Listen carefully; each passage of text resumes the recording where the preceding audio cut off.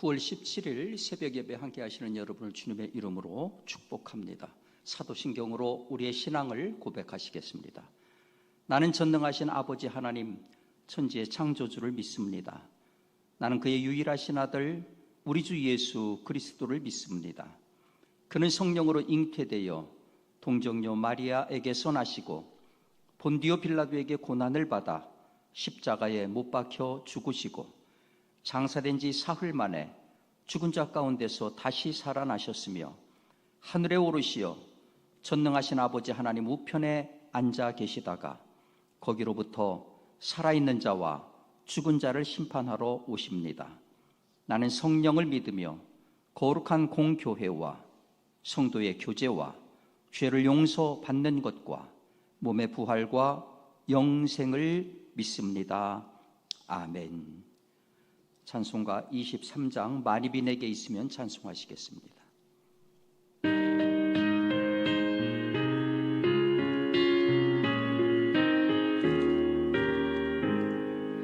만입이 내게 있으면 그리 편하지고 내 구주 주시는 종을 늘 찬송하겠네. 내 은혜로신 하나님 날 도와주시고 그 크신 영광 넓히며 알게 하소서.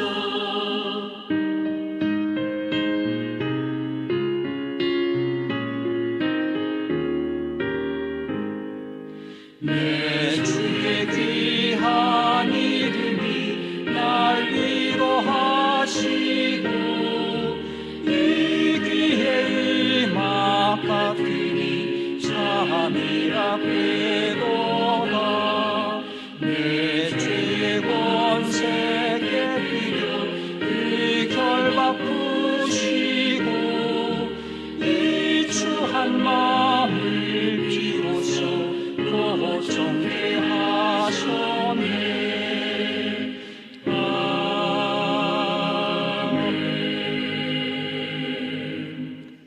고맙고 감사하신 주님, 은혜와 사랑을 진심으로 감사드립니다. 지난밤에도 우리에게 편한 잠을 허락하여 주시고 기고 동작할 수 있는 새 힘과 새 생명 주신 것 감사합니다.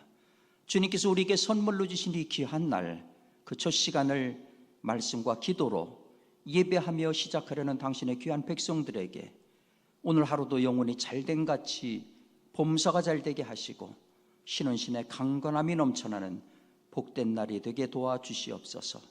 특별히 우리 민족 고유의 명절인 추석을 맞이해서 흩어져 있던 온 가족들이 함께 모여 즐거운 시간을 보내고 있는데 주께서 그 자리에 함께하여 주시어서 가족 간의 화목과 사랑이 더욱 돈독해지는 귀한 시간이 되게 도와주시옵소서.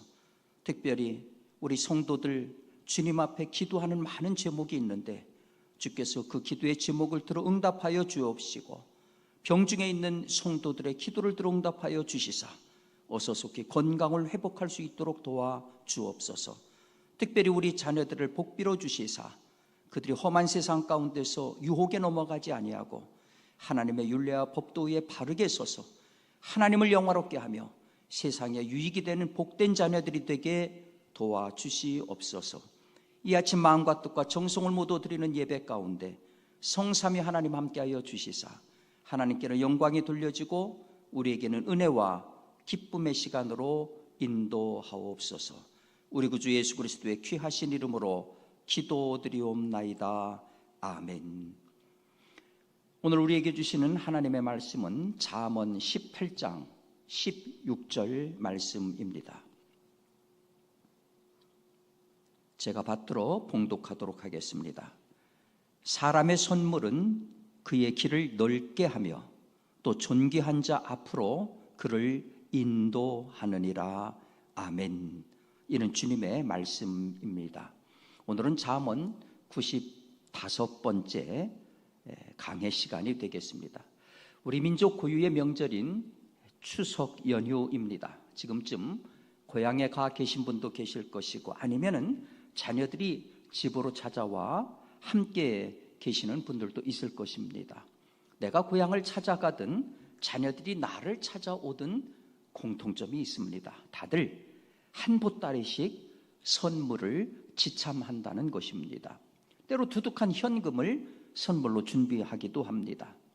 여러분은 어떤 선물을 받으셨나요? 또 여러분은 어떤 선물을 준비하셨나요? 요즘은 페이스북이나 카카오톡에 지인의 생일을 알려주는 알림이 뜨는 까닭에 축하 메시지를 받고 보내는 일이 많아졌습니다. 이 축하 메시지를 받으면 기분이 좋아집니다. 그런데 어떤 경우는 축하 메시지와 더불어 선물까지 보내옵니다. 그러면은 축하 메시지를 받을 때보다 더더욱 기분이 좋아집니다. 이유가 있습니다. 원래 축하라고 하는 한자어는 빌축자의 축하할 하로 구성이 되어 있습니다. 이 축이라고 하는 글자는 신전에서 기도하는 모습을 나타내고, 하라고 하는 글자는 돈을 뜻하는 조개패에 더할가로 구성이 되어 있습니다. 그러니까 상형 문자인 한자를 뜯어보더라도 돈을 더한다는 말이 들어가 있는 것입니다. 따라서 돈이 들어가 있지 않은 축하는 축은 되지만은 하는 되지 못합니다.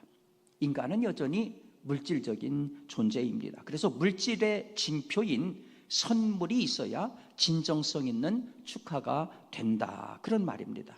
이것이 부인할 수 없는 상식입니다. 하지만 여러분, 반드시 돈이 들어야 선물이 되는 것은 물론 아닙니다.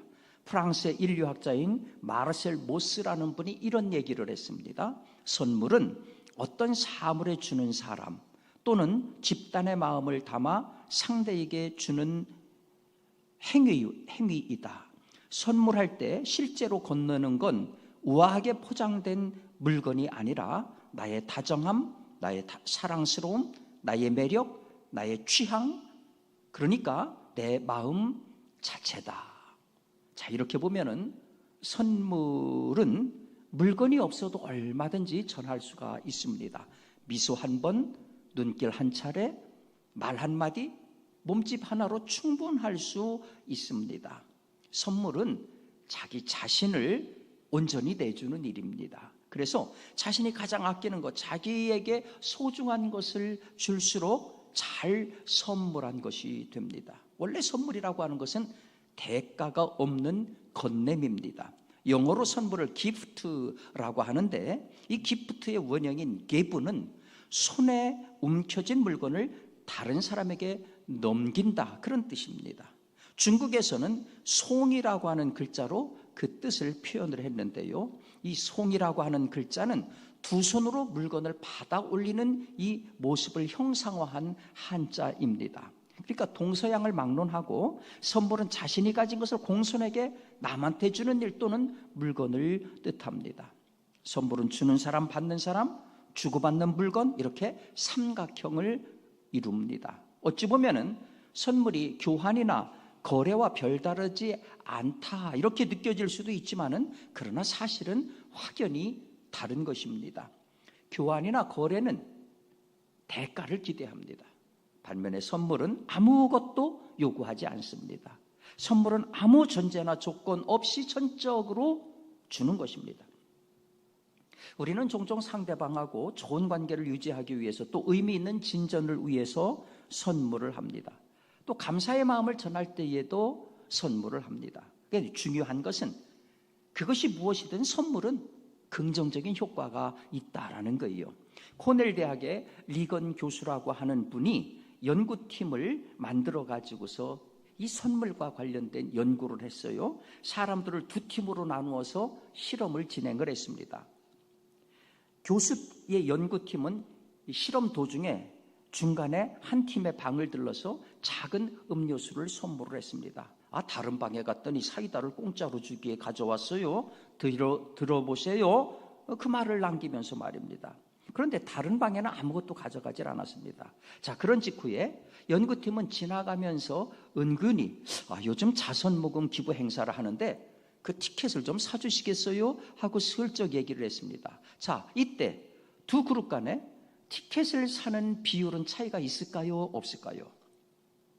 놀랍게도 티켓 구매의 비율이 탄산음료를 선물로 받았던 그 그룹이 받지 않은 그룹보다 2배나 높은 것으로 나타났습니다. 게다가 이 비율은 음료수를 건네준 연구자의 칭찬 여부하고도 전혀 무관합니다. 즉 불친절하게 말해도 음료수라는 작은 선물을 준 그룹이 상대의 부탁을 들어주는 비율이 2배나 높았다 하는 것입니다.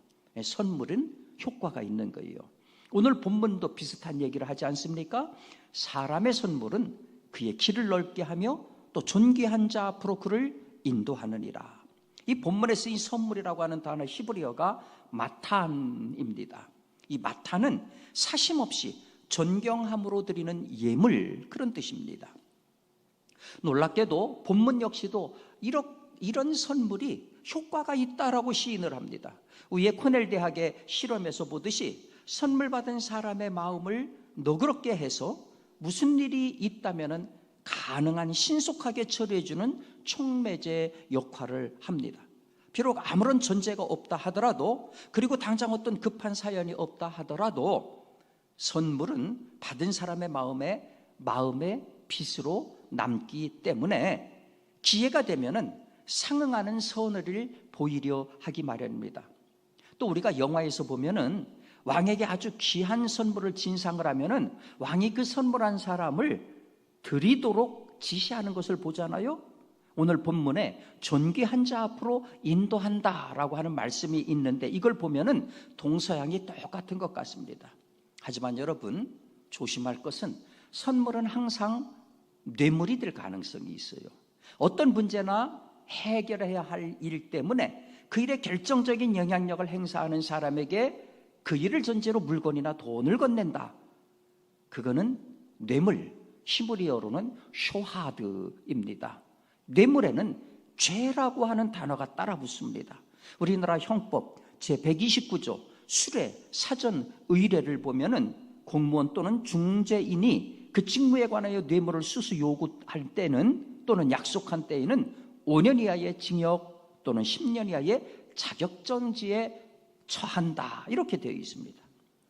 여러분, 프랑스의 사회인류학자인 마르셀 모스가 선물을 서로 분리되어 있는 사람들을 하나의 공동체로 묶어주고 인간사에서 네트워크를 형성시켜주며 또 유지하고 확장하게 하는 가장 기본적인 요소다, 이런 얘기를 했어요. 그러니 가족 간에도 지인 간에도 가능하면은 서로 선의의 선물을 주고받는 것이 참 좋습니다.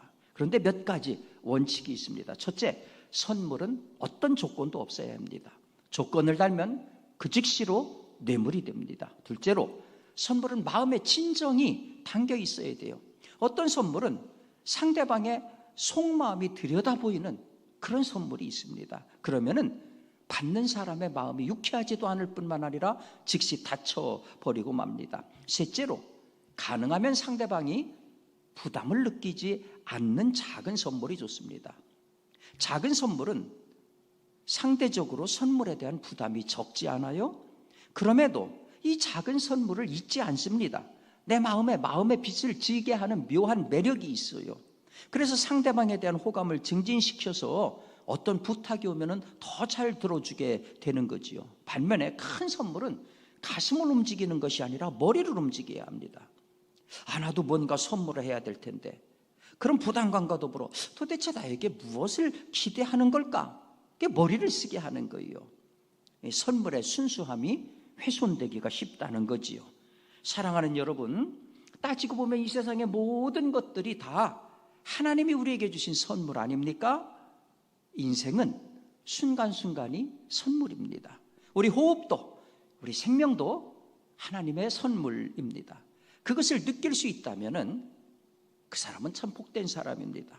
나아가 모든 것을 주신 하나님을 선물하는 사람, 그 사람은 가장 지혜로운 사람입니다. 바라기는 여러분이 가장 귀한 선물인 하나님을 가장 먼저는 나의 가족들에게, 나아가서는 다른 사람들에게 선물하는 복된 성도들이 되시기를 주님의 이름으로 축복합니다. 찬송가 559장 사철의 봄바람 불어입고 찬송하시겠습니다.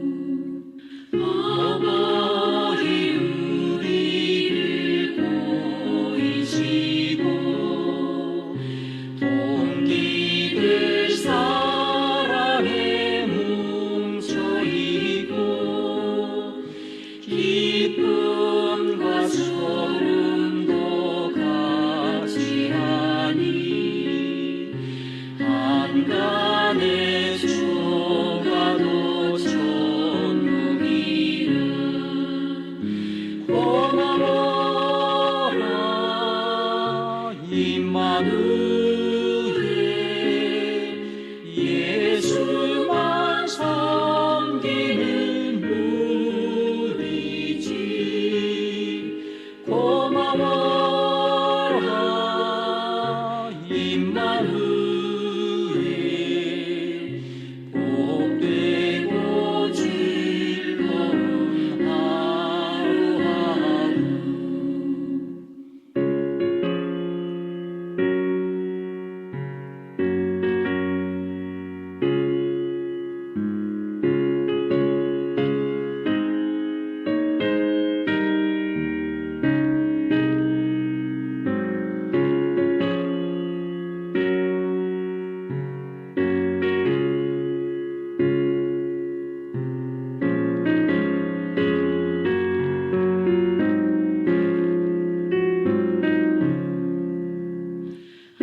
아침과 저녁에 수고하여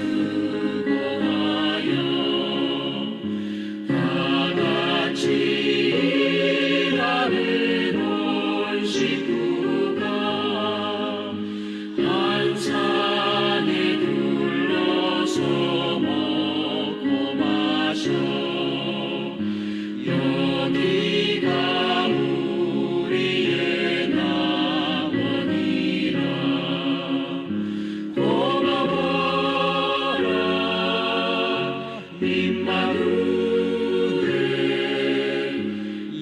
예수만 섬기는 우리지 고마워라 임마누엘 복되고 즐거운 하루하루 주님께서 가르쳐주신 기도로 새벽 예배를 마치겠습니다. 하늘에 계신 우리 아버지, 아버지의 이름을 거룩하게 하시며 아버지의 나라가 오게 하시며 아버지의 뜻이 하늘에서와 같이 땅에서도 이루어지게 하소서. 오늘 우리에게 일용할 양식을 주시고 우리가 우리에게 잘못한 사람을 용서하여 준 것 같이 우리 죄를 용서하여 주시고 우리를 시험에 빠지지 않게 하시고 악에서 구하소서.